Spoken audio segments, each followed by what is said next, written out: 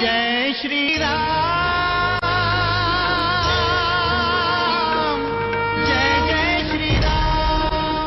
धर्म की रक्षा के लिए पापियों के विरुद्ध किया गया कर्म पाप नहीं कहलाता वह। फिर भी आप ऐसा सोचते हैं, इससे मैं प्रसन्न हूं। राम मेरा आशीर्वाद है। तुम्हारे और तुम्हारे भाइयों के मन में कभी भी अधर्म स्पर्श नहीं करेगा उनके हृदय को। तुम्हें जो भी ध्यान करेंगे उनके मन को भी अधर्म कभी नहीं छुएगा। तुम जो कहोगे और जो करोगे वही धर्म होगा।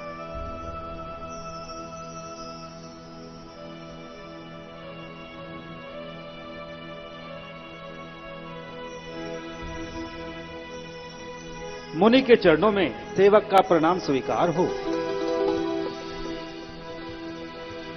कल्याण हो पुत्र। तुम्हारा आगमन कहां से हुआ है वत्स? महर्षि, मैं मिथिला नरेश का सेवक हूं और उनकी ओर से यह सूचना आपके श्री चरणों में भेंट करने आया हूं।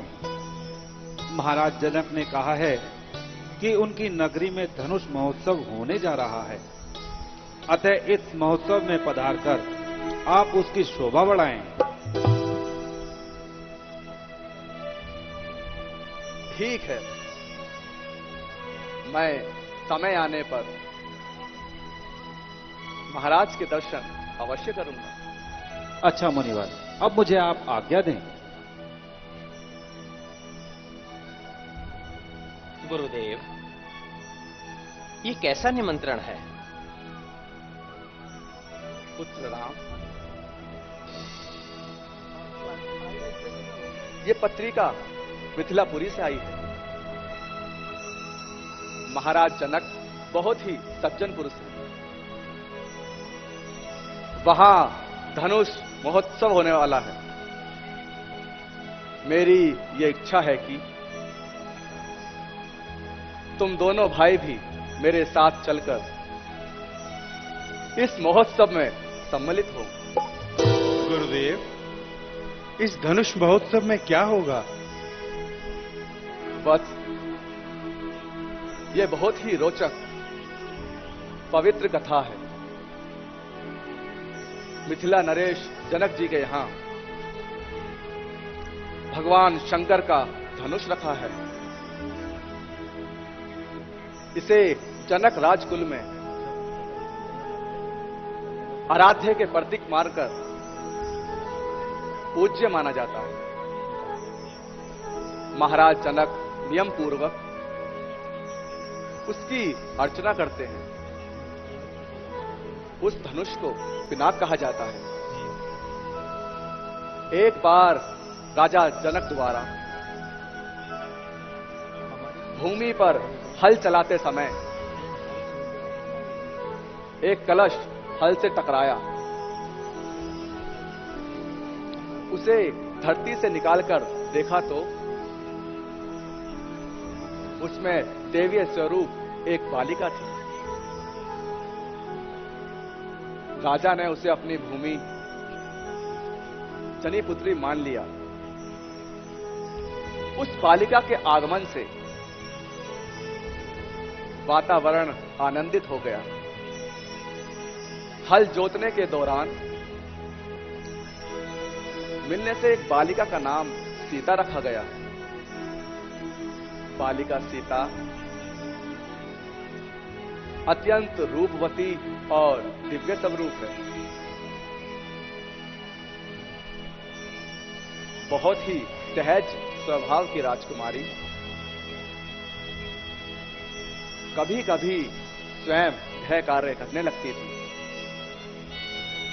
एक बार सफाई करते समय सीता धनुष के पास पहुंची।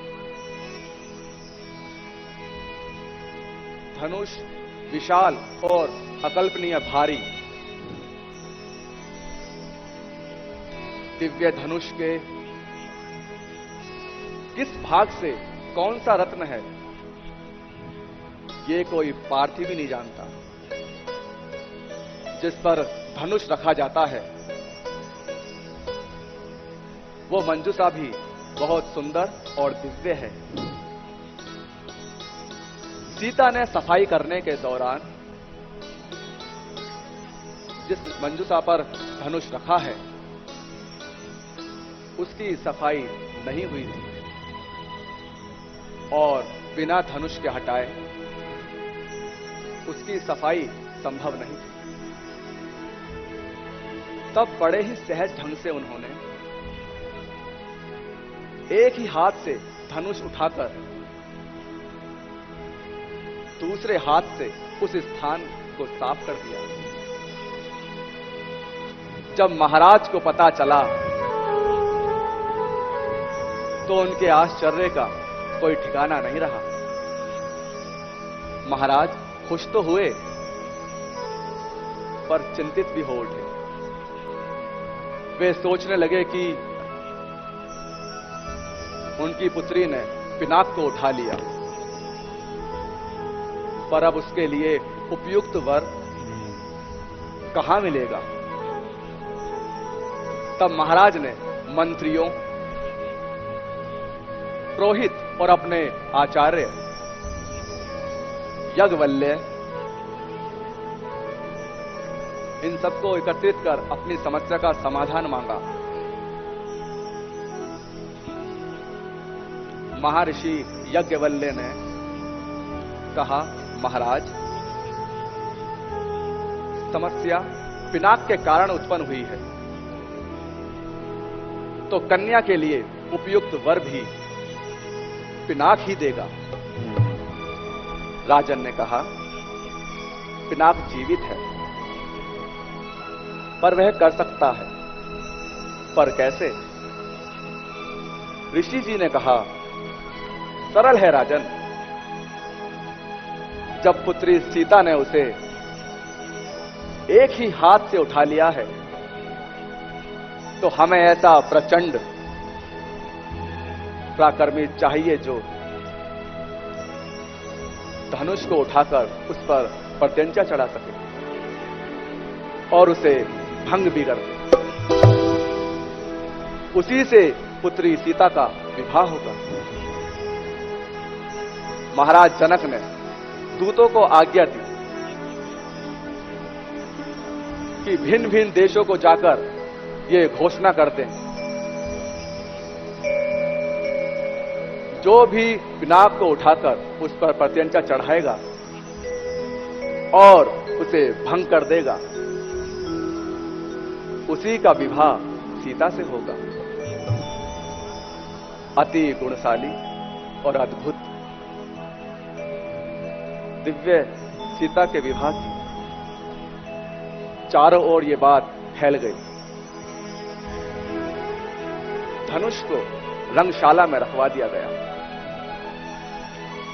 स्थान स्थान के राजा महाराजा और पराक्रमी